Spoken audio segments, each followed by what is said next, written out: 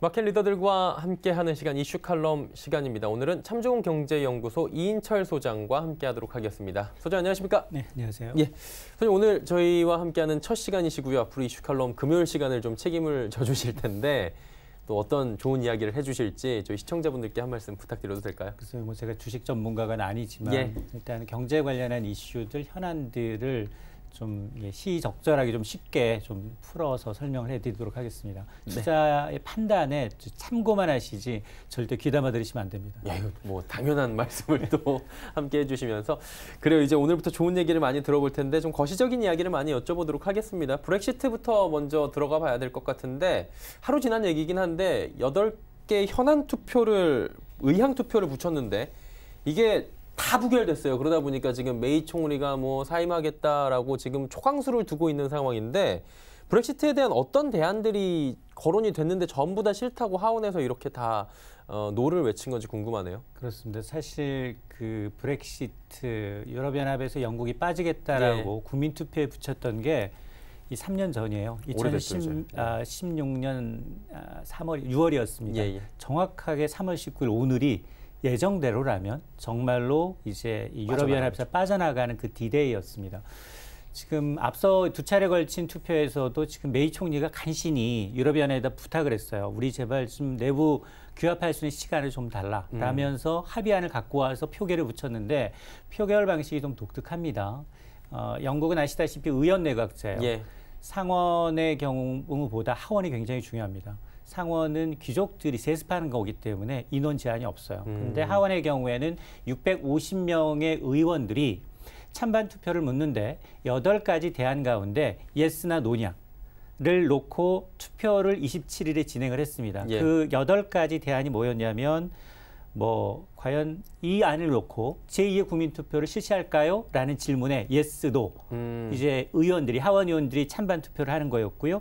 또 뭐 브렉시트를 아예 취소하자라는 안, 그다음에 노딜 브렉시트라고 해서 이제 아무런 합의도 없이 나가는 그렇습니다. 거죠. 굉장히 우리가 가장 꺼리는 거죠. 시장의 불확실성을 키울 수 있는 안, 그리고 조금 빠져나가기에는 좀 애매하니까 EU의 관세는 좀 동맹을 좀 잔류하자. 뭐 이런 안 등을 놓고서 8가지 방안에 대해서 이런 걸 전문용어로 의향 투표라고 하거든요.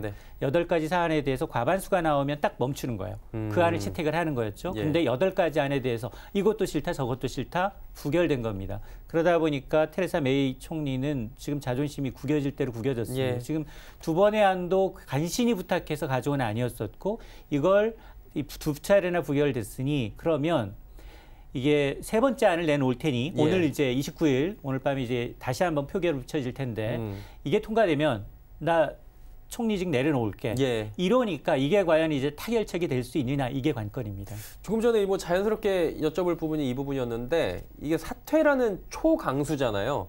사실 메이 총리가 지금 이 자리에 오르기까지 얼마나 힘들었을 텐데. 맞습니다. 이게 사퇴를 하겠다라고 얘기가 나왔으니 이게 이 배수진 친 건데 영국 의회 입맛에 맞을 것이냐 그리고 이게 잘 뭐 정치적인 노림수가 들어갈 것이냐 이 부분에 대해서 많은 뭐 갑론을박이 있는데 어떻게 될까요? 이 650명 가운데 다수당이 보수당이에요.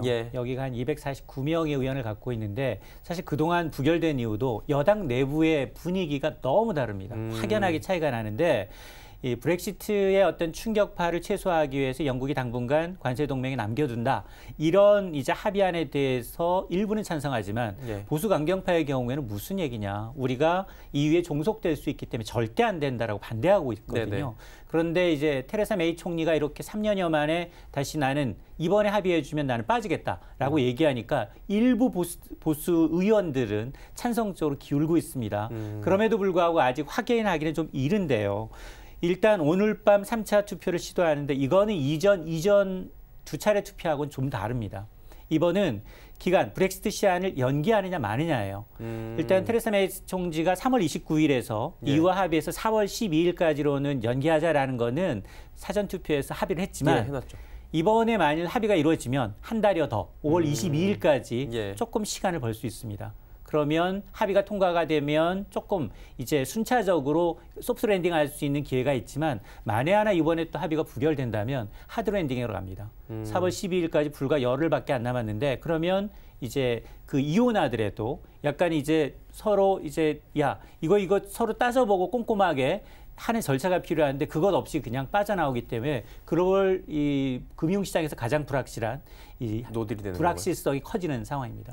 결국엔 신구 선생님이 4주 뒤에 뵙겠습니다가 지금 없어진다라는 건데 최악의 경우인 거죠? 맞습니다. 이 최악의 경우인데요. 네. 근데 일단 테레사 메이 총리가 이제 이 승부수를 걸었기 때문에 아마 분명히 테레사 메이 총리는 이제 그만둘 수밖에 없고 예. 이 차기 총리직을 노리고 있어요. 그러니까 외교적인 문제, 정치적인 문제까지 이슈가 복잡하게 얽히다 보니까 이런데 아마 제 개인적인 생각으로는 그나마 좀 그 소프트 랜딩 쪽으로 가지 않을까라는 생각이 듭니다. 어쨌든 뭐 정치적인 노림수가 있었기 때문에 어느 정도 지금 이런 파격적인 제안을 했을 거라고 생각을 하고요.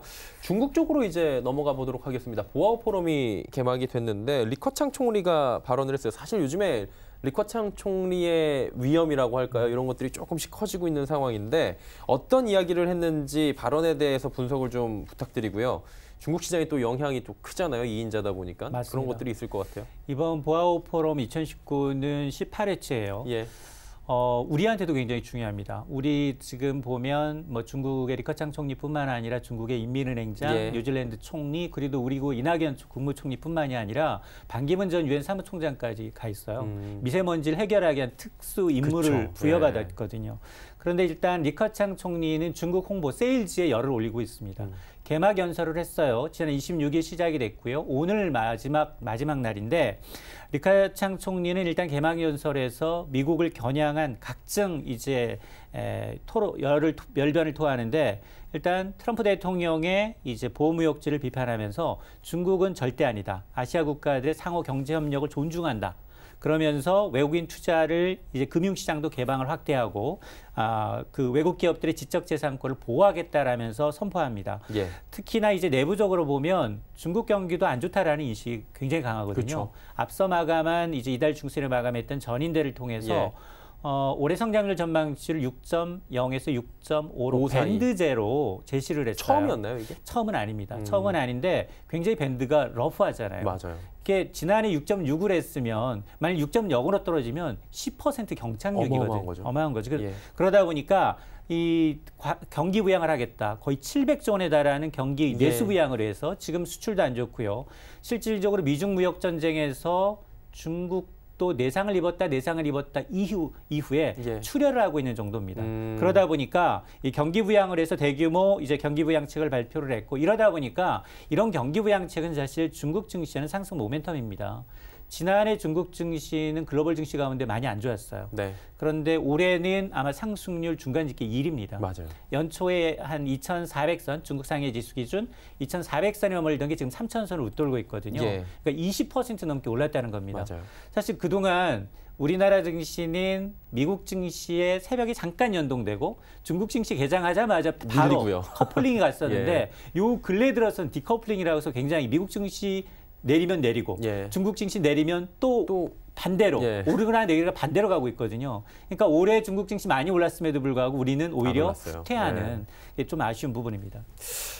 일단은 뭐 리커창 총리가 그래서 경기 부양하겠다 긍정적인 얘기들을 많이 했는데 이게 문제가 뭐냐면요. 공업기업 이익률이 급감했고요. 아까 말씀해 주신 대로 이익률, 뭐 성장률 전망치가 굉장히 러프하게 6에서 6.5인데 6%가 될 수 있을까? 이게 바오류라고 하잖아요. 이게 맞습니다. 될까 말까 하고 있는데 이게 안 좋다는 거잖아요. 사실 중국이. 중국의 지표는 누구도 모릅니다. 분석할 수 있는 사람들이 많지가 않아요. 일부 일본 언론들은 4%도 안 될 수 있다라고 이제 의혹을 제기하고 있는 수준인데요. 어쨌든 지금 올해 전문가들이 글로벌 금융시장의 가장 큰 변수가 뭐냐라고 물어본다면 미중 무역 전쟁 그리고 이제 미국이 금리 인상을 꼽았습니다. 연초만 하더라도. 근데 연준이 이미 기조를 확 바뀌었어요. 안 한다고 그랬잖아요. 당초 올해 한 2번까지도 금리 인상을 예상을 했었는데 아니다. 연내는 동결할 수도 있다라는 전망이 무게가 실리고 있습니다. 여기에다 최근 한 일주일 정도 됐습니다. 인하하겠다. 그렇습니다. 인하까지 얘기가 나오고 있어요. 왜냐하면 여기에는 이 리세션, 미국 경기의 이제 경착륙 우려거든요. 이 침체라는 말이 나오고 있는데 침체라는 말이 나오기 위해선 2분기 연속 후퇴해야 되거든요. 근데 지금 보면 그런 징후는 물론 보입니다. 장단기 이제 미국의 국채 수익률 10년물과 3년물이 역전되다 보니까 과거 7차례 사례를 보니까 1년 이후에 정말 미국 경제가 침체로 들어갈 확률이 굉장히 높다라는 거예요. 그러나 물론 과거 사례와 지금 저금리 기조인 사례는 조금 다릅니다. 특히 신용평가사인 S&P의 경우에는 실제로 미국이 경기 침체에 접어들 가능성은 20에서 25%예요. 그러니까 높지 않습니다. 예, 예. 그러다 보니까 실질적인 지표가 중요한데 지금 중국은 정말 경제 지표들이 안 좋습니다. 네. 공업이익률 아까 두 자릿수 말씀하셨는데 불과 한두 달 전만 하더라도 뭐 1% 남짓이었던 것들이 오히려 두 자릿수 넘게 급감하고 있고요. 세계 공장이었는데 제조업이 식고 있습니다. 소매 판매가 안 좋고요. 예. 여기다 수출까지 미중 무역 전쟁으로 좋지 않은 흐름이에요. 그러다 보니까 중국 정부는 그런 이제 이 외부에서의 그 큰 악재를 내수 부양을 위해서 지금 돌파하겠다라는 거거든요. 예. 그러다 보니까 이제 700조 원 얘기가 나오고 있는데 사실 중국만 안 좋으냐? 그건 아니에요. 미국도 좋지 않고요. 유럽도 좋아요. 좋지 않고요. 그리고 아시아, 일본도 그다지 썩 좋은 게 아니에요. 예. 그러다 보니까 지난 10년 동안의 이제 유동성 장세가 굉장히 좋았다면, 화랑이었다면 예. 지난해부터 시작된 어떤 둔화, 그게 바로 경착륙이냐 연착륙이냐의 문제이지 그쵸. 서서히 좀 성장률에 대한 기대치를 낮출 필요는 있습니다. 아무래도 지금 뭐 다음 주에 PMI 중국 나온다고 하는데 그런 부분들도 좀 지켜봐야 될 것 같고요. 이 부분에 대해서는 뭐 지속적으로 아마 다음 주에도 여쭤보지 않을까라는 생각이 듭니다. 우리 시장 마지막으로 여쭤볼 텐데 3월 끝났고요. 이제 오늘이면 4월 다가오는데 주목할 부분이 4월 시장에 또 크게 보면 있을 거 아니에요. 어떤 맞습니다. 점들을 좀 볼까요?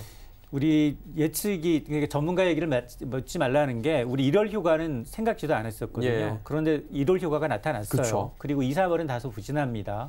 그리고 4월도 사실은 본격적인 1분기 어닝 시즌이 4월에 시작이 됩니다. 맞습니다. 근데 이미 삼성전자가 눈높이를 확 낮춰놨어요. 안 좋아요라고 네. 말해버렸잖아요. 너무 안 좋다고 이제 미리 예. 얘기를 해놔서 김을 뺐습니다. 그러면 사실 실질적으로 어닝 시즌에 돌입을 하면 1분기 실적을 보는 게 아니라 이 기업들이 2분기 실적 전망을 어떻게 내놓을 거냐에 따라서 주가가 움직입니다. 그러니까 어닝 시즌에서는 본격적으로 그동안은 뭐 북한 관련한 테마주들 위주로 움직였었다면 지금은 실적, 모멘텀 쪽으로 움직이는데 근데 여기에다 변수들이 너무 많아요.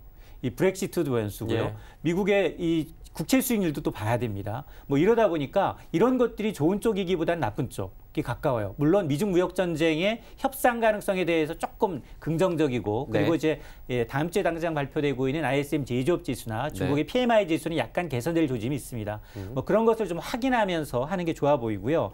어쨌든 이렇게 미국 경기나 세계 경기가 좀 침체, 둔화되는 측면에서는 대부분 좋았던 종목이 과거 사례를 보면 경기 방어주들이에요.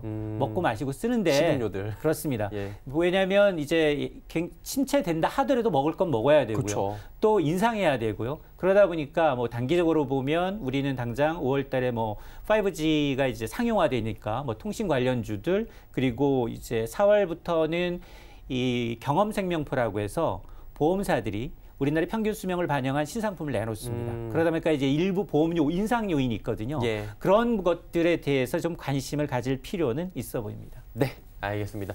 이제 다가오는 4월에 대한 전망들까지 자세히 오늘 나눠봤는데요. 뭐 미국 쪽 이야기, 중국 쪽 이야기, 국내 이야기까지 망라해서 종합적으로 들어봤습니다. 참좋은 경제연구소의 이인철 소장과 함께했습니다. 고맙습니다.